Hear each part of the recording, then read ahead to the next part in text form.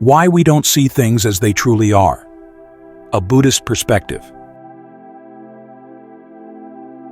Why we misperceive the world. The brain's illusion of reality. Have you ever spent several minutes looking for your glasses, only to realize they were already on your head? Or searched for your phone while it was literally in your hand? We laugh at ourselves in those moments, but they point to something far deeper than forgetfulness. They show us that seeing is not as simple as opening our eyes. Your eyes didn't fail. Light still traveled from the object into your retina. What failed was something subtler: attention, perception, meaning. Your mind was stuck in the idea, the phone is lost. So even when the truth was right in front of you, you didn't see it. This isn't just a funny quirk of human psychology. It's a crack in the illusion we live by. Most of us assume we see the world clearly, as it truly is. But modern science says otherwise. According to neuroscientist 𝐂𝐡𝐚𝐧𝐧𝐞𝐥, we're all hallucinating all the time. When we agree about our hallucinations, we call it reality. His point isn't that we're imagining things randomly. He means the brain doesn't passively receive data. It actively constructs experience. Based on memories, beliefs, and past patterns, it predicts what's out there, then updates those predictions using raw sensory input. What you experience as reality is actually your brain's best guess. It's not just theory. We can experience it firsthand. Take optical illusions. A still image can seem to move. Identical lines can look completely different. Or think of that viral dress. Was it blue and black or white and gold? The photo didn't change, but different assumptions led to different perceptions. Same light, same eyes, different inner filters. This isn't limited to visual tricks. It's how we navigate life. If you're anxious, a neutral comment can sound like a threat. If you're in love, the same words might feel like warmth. The world doesn't shift, but our minds do. And with it, so does everything we see. Philosophy has long echoed this idea.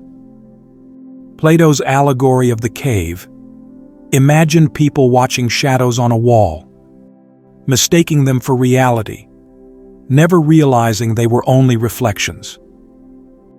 The Jewish Talmud puts it more simply. We don't see things as they are. We see them as we are. And that, right there, is the turning point.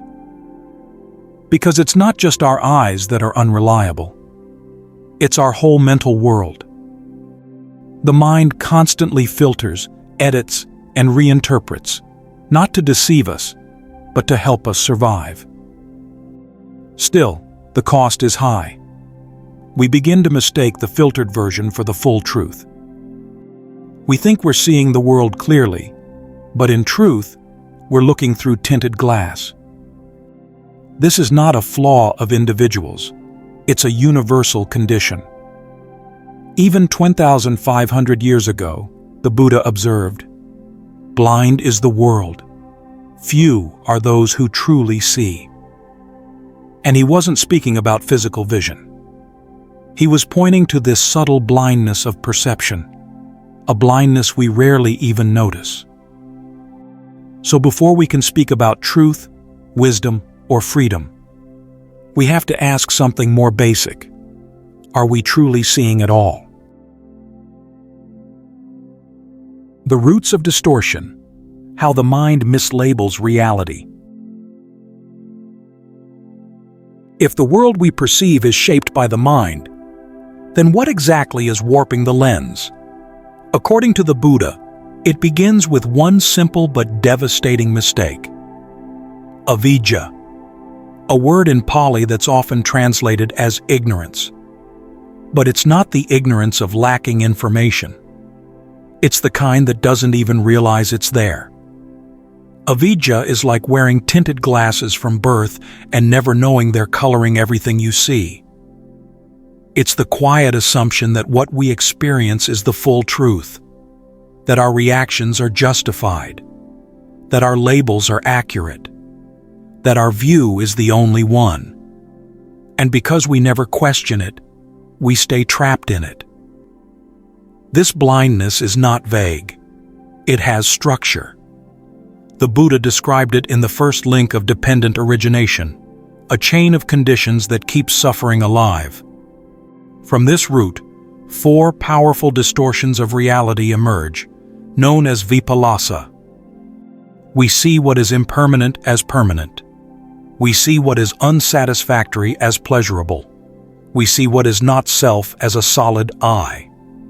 And we see what is unattractive as beautiful. These aren't abstract ideas. They're happening all the time.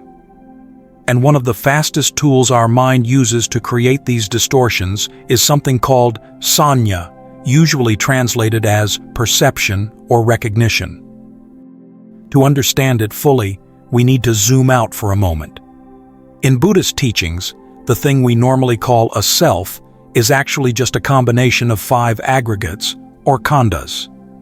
These are rupa, the body or form; vedana, feeling, pleasant, unpleasant, or neutral; sanya, perception or recognition; sankhara, mental formations, intentions, habits; vijnana, consciousness.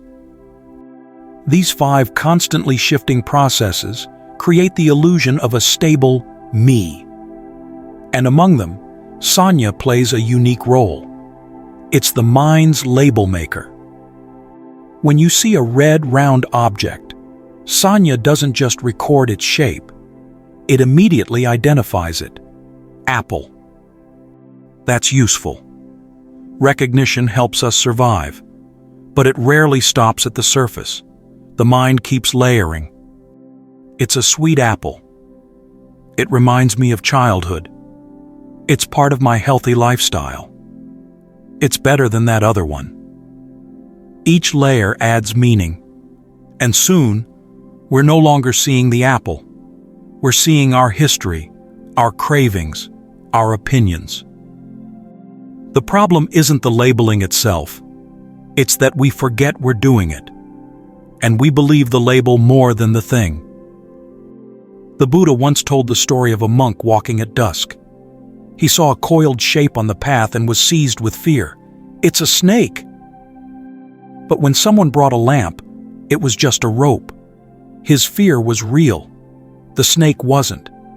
It was a projection, a story the mind wrote in an instant. Not because it's foolish, but because it's conditioned to react that way. How many times a day do we do the same? A pause in conversation feels like rejection. A glance becomes judgment. A delay becomes failure. We rarely see what's really there. We see what we think is there. And then we suffer for it. But no illusion is more persistent than the idea of a self. We don't just think thoughts. We claim them. We don't just feel pain. We say my pain. We don't just hear praise. We think I am great. This subtle process is driven by something the Buddha called mana, conceit, or more deeply, the I maker. It's the function of the mind that inserts me and mine into every corner of experience. Even when nothing needs to be personalized, it quietly rewrites the script to center the self. This is how the idea of I is constructed, not by one thought, but by millions of tiny insertions, moment to moment. And once that I is in the picture, everything else bends around it. We don't see clearly anymore. We see in relation to ourselves. What we like, what we fear, what we want to protect. The tragedy is not just that the mind distorts. It's that we believe the distortion is reality. And so, the cycle continues. When science meets the path, two roads to the same insight.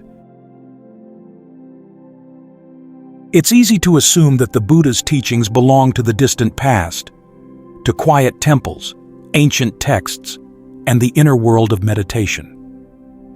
But today, something remarkable is happening. Some of the Buddha's deepest insights are being rediscovered in places that seem completely unrelated. In neuroscience labs, in philosophy classrooms, in brain imaging machines. Take the predictive processing model in modern neuroscience.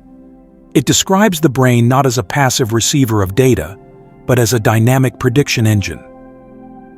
The brain constantly generates mental models based on past experience, then updates them when new sensory input arrives. It's a continuous loop of expectation and correction. And this, astonishingly, mirrors what Buddhism has long called sankhara, the mental formations, habits, and conditionings that shape how we experience the world. In both views, we don't see the world as it is. We see what the mind expects to see. Not reality, but a simulation, a projection conditioned by memory, fear, and desire. And these echoes aren't limited to science. Some of the greatest minds in Western philosophy wrestled with the same puzzle.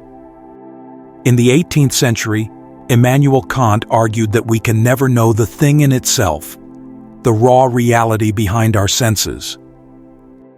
We only ever know phenomena, the world as it appears, structured by the mind's own filters of space, time, and causality. Our experience is never of reality directly, but of reality as processed through the structures of consciousness. Then came David Hume, who searched for a self and found none. When he looked within, he didn't find a single unified I. What he found was a flowing stream of impressions, sights, sounds, sensations, thoughts, always changing, never solid. In his words, the self was just a bundle of perceptions. Without ever encountering Buddhist texts, Hume arrived at a view strikingly close to the Buddha's teaching of anatta, not self. No unchanging core, just processes in flux. But here is where the two traditions part ways. Science and philosophy often stop at description. They tell us what the mind is doing. But the Buddha wasn't interested in mere explanation. His concern was freedom, liberation, how to end suffering. A neuroscientist might tell you that the sense of self is an illusion created by the brain. A Buddhist practitioner asks, if that's true, then why suffer over it? Why cling to it at all? This is the turning point. Where science maps the structure, Dharma offers direction. Science says, this is what the mind does. Buddhism asks, and what will you do now that you see it? It's not a rejection of science, far from it. In fact, the convergence of these two traditions gives us something powerful, a shared confidence that we're not imagining this. That the illusions of perception, self, and permanence are not just poetic metaphors, but deeply embedded features of human consciousness, now confirmed through both introspection and imaging machines.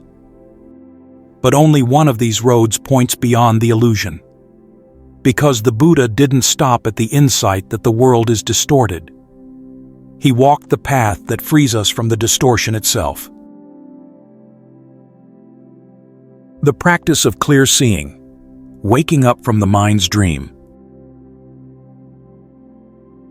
So far, we've explored how the mind shapes our reality, how perception is filtered, distorted, and often mistaken. But what now? If illusion is the diagnosis, then what is the path toward clarity? The Buddha didn't just leave us with abstract philosophy. He offered something infinitely more powerful, a practice, a way of training the mind to see clearly, moment by moment. It's not a quick fix. It's not dramatic. But it is quietly radical. One day, a man named 𝐏𝐻𝐻𝐸 came to the Buddha, desperate to understand the truth. And the Buddha gave him a teaching so direct, so precise, that it has echoed for centuries. He taught, "In the seen, there will be only the seen. In the heard, only the heard. In the sensed, only the sensed. In the cognized, only the cognized. When for you there is no you in connection with that, then you will have reached the end of suffering." This is not poetry. It's the essence of mindfulness. It means seeing what's here without immediately wrapping it in stories, judgments, or identity. Just this sound, just this shape, just this feeling, as it is. Let's try right now. Look around you. Find one object, a cup, a plant, the light on the wall. And for a moment, drop the label. Forget the word. Just see the colors, the textures, the edges of light and shadow, as if you've never seen it before. Now listen. Not for a specific sound, not to name it, just to receive. Vibration, sensation, raw and unfiltered. That moment, brief as it is what the Buddha called clear seeing. To cultivate this clarity over time is the path of vipassana, or insight meditation. Through mindful attention to the breath, the body, the senses, and the mind, we begin to notice a truth deeper than any theory. Everything arises and passes away. Sensations shift. Thoughts appear and vanish. Emotions come like weather and leave the same way. This is not something you believe. It's something you start to feel. With enough practice, something begins to change. You no longer think impermanence. You experience it. You no longer argue about selfhood. You see that thoughts arise without a thinker. Emotions unfold without a controller. The sense of a fixed me starts to loosen, not through denial, but through direct observation. And yet, this practice doesn't make us detached or cold. That's a common fear. In truth, it does the opposite. When we remove the filter of ego, the need to protect, control, or defend a self, what we see more clearly is each other. We begin to notice that others too are hurting, that they too are chasing happiness, avoiding pain, trying to be seen and loved. Without the me lens, compassion becomes effortless. As a Zen teacher once put it, "When I removed the me lens, I could finally see you, and see that you and I were never two." This kind of seeing doesn't make us passive. It makes us wise.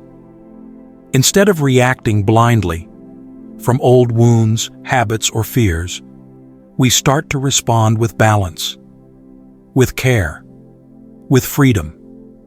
And it doesn't require hours of meditation to begin. Here are 3 simple ways to bring this practice into your day. The mindful pause. Once or twice a day, just stop. 1 breath. Ask yourself, what am I seeing, hearing, feeling right now? Not to judge, just to know. That knowing is mindfulness. Gentle labeling. When a strong emotion arises, name it softly. Anger, anger, or fear, fear. Not to push it away, but to hold it gently, the way you'd hold a cup of hot tea. This creates space between the emotion and the reaction. Question your certainty, especially when you feel absolutely right about someone or something. Pause.